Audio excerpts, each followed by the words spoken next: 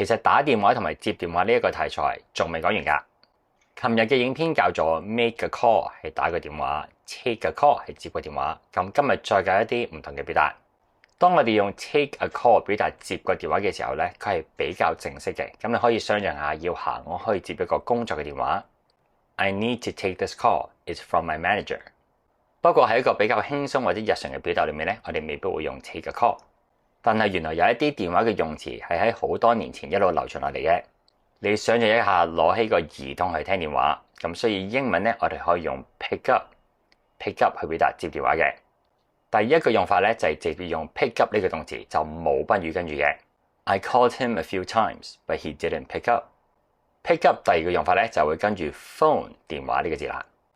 Please pick up the phone。咁呢一句咧有一啲我求下你接電話啦，咁所以咧喺一啲焦急嘅情況下咧，呢一個就係比較好嘅選擇。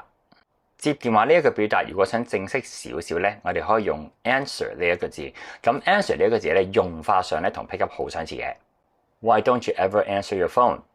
大家有冇試過撥電話呢一個動作咧？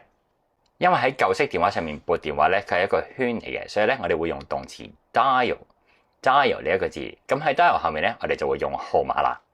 In an emergency, you should dial 999 in Hong Kong。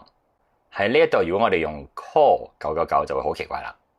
Please dial extension 209。There's no one here by that name. What number did you dial？ 教大家最後一句，你應該打錯電話號碼啦。我哋可以話 I think you have the wrong number。I think you have the wrong number。呢度唔知有幾多個朋友用過要撥嘅電話呢？學到新嘢記住幫手 comment、like 同埋 share。想支持我繼續拍片或者想輕鬆地揾翻啲過去拍過嘅題材，就歡迎訂閱我嘅 Patreon 平台。咁每個星期都會有會員專屬影片嘅。